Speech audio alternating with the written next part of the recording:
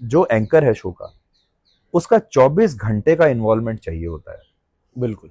अगर आप शिफ्ट वाले एंकर हैं, आप इसके अलावा 2-4 शोज और भी करते हैं और आपको लगता है कि आप आएंगे सज धज के स्टूडियो में, 2 घंटे आप मेकअप में लगाएंगे और सुंदर दिखेंगे और आपके प्रोड्यूसर ने आपकी सारी स्क्रिप्ट तैयार करके रखी होगी और आप आके पढ़ देंगे,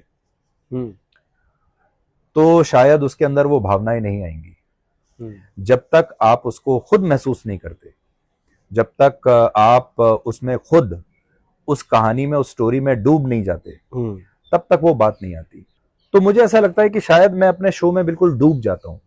और शुरुआत होती है, मैं जब सुबह उठता हूँ तो 8-10 अखबार पढ़ता हूँ और अखबारों में ज्यादातर लोग क्या देखते हैं कि वो फ्रंट पेज पर जो बड़ी बड़ी खबरें छपी हैं वो वहीं तक सीमित रहते हैं, लेकिन अंदर पेज नंबर 10 पे कौन सी एक छोटी सी खबर छपी हुई है जिसको अगर आप बड़ा करें, उसको उसका विस्तार कर दें, तो शायद वो जीवन में हर परिवार के जीवन को छू सकती है।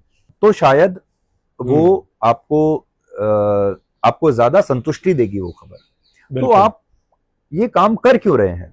पैसा कमाने के लिए, रेटिंग के लिए, या संतुष्टि के लिए जी, खुशी के लिए? तो मैं संतुष्टि के लिए करता हूं, खुशी के लिए करता हूं।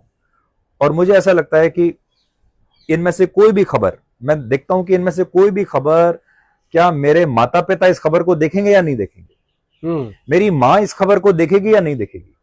और अगर देखेगी, आज मुझे अगर मेरी मदर को, मेरी माँ को अगर ये समझाना है कि ट्रंप ने जो ये नया टैरिफ प्लान बनाया है, इससे क्या फर्क पड़ेगा आपको, तो मैं कैसे समझाऊंगा?